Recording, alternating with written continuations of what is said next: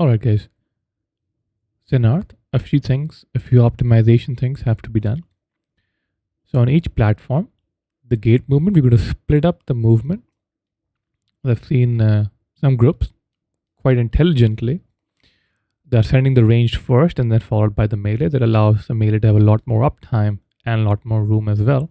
Because the range can just keep attacking the boss. The hitbox of this guy is like, it's enormous. It's like that giant freaking hitbox, right? So even if you're all the way over here, you can still hit the boss. So it's a giant hitbox, not to worry. All right. So what's going to happen is, guys, after every pull in, there's going to be webs. Okay, 2 players, it could be a range and a melee, it could be a melee and a melee, it could be a range and a range, are going to get targeted by the web mechanic where you drop webs under your feet. The worst thing you can do is drop the web at the gate. Don't drop the web at the gate entrance or the exit. That's basically a wipe.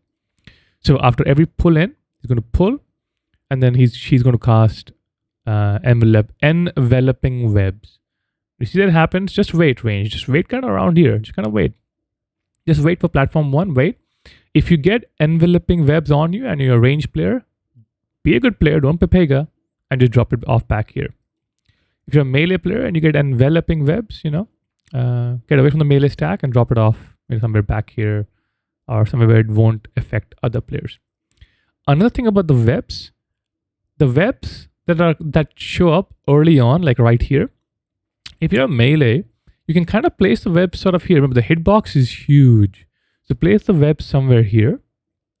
And now, if there's webs on the ground, let's say there's webs here.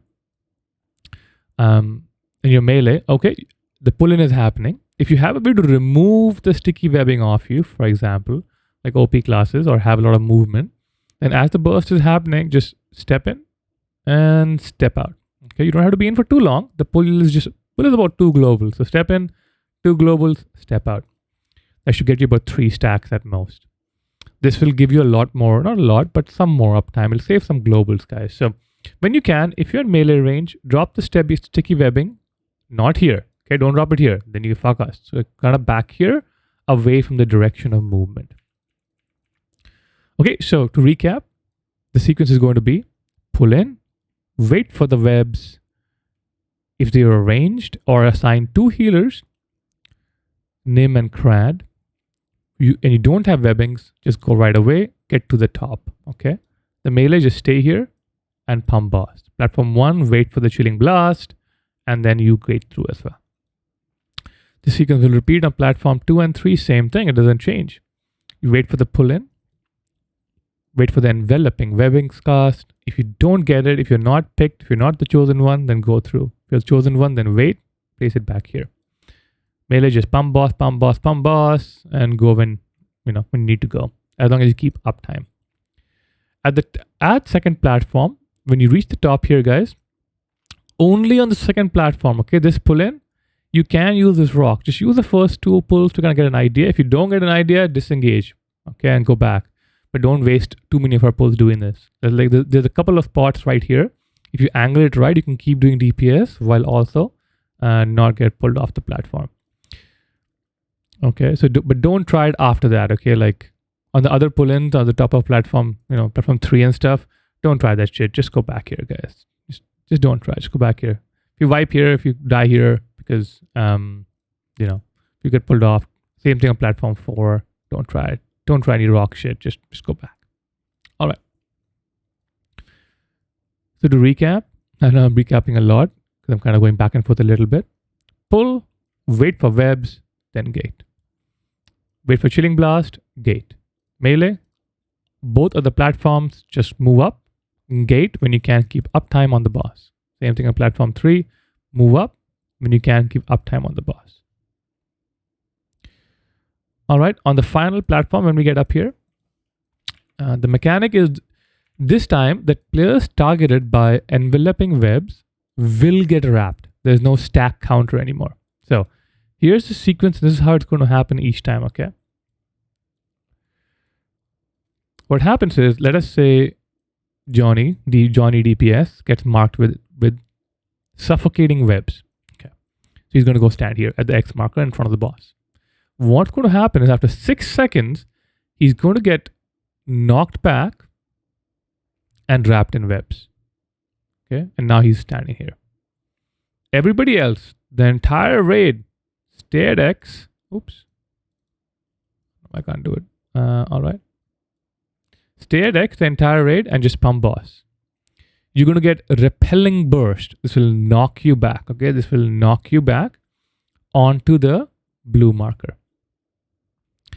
Now it's important, guys, when these guys, when you get knocked back, you're going to leave webs on the ground from where you got knocked back.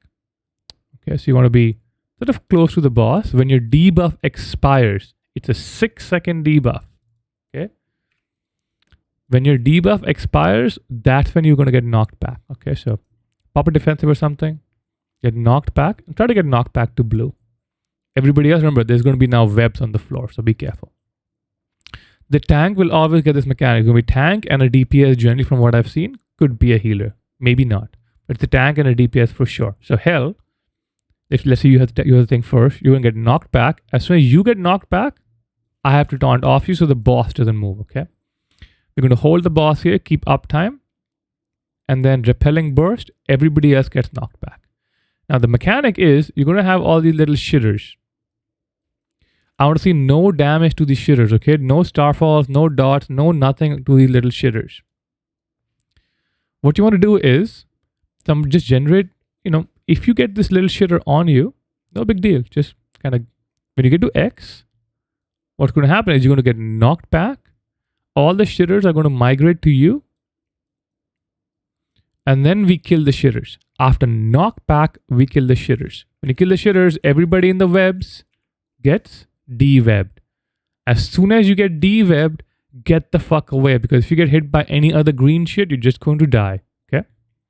So to recap, Johnny and Hell get this suffocating web debuff. In 6 seconds, you're going to get knocked back. Don't go to square early. Come here. Knocked back and just wait here. Everybody else, the rest of the raid, you just hang out, be cool, do damage. Come here for repelling burst. You get knocked back onto the blue marker. The little shitters follow you because you're a good gamers and you have aggro on little shitters. Then we kill little shitters. People in webs leave. This cycle will repeat generally about 3 to 4 times depending on how low we can get the boss on the final platform. Okay, that's the sequence. If you have the debuff, for the boss, get knocked back. Everybody else get knocked back, then kill shitters. I don't want to see any AoE before the repelling burst, okay? All right, that's it, guys. It's a lot of finer finagling stuff, so get this stuff right, and the boss can die. There's not a lot of mechanics. It just, positioning is very important, and sort of specific times of DPS is more important than overall throughput. Remember, boss damage, boss damage, boss damage, kill the big ad, boss damage, boss damage, boss damage.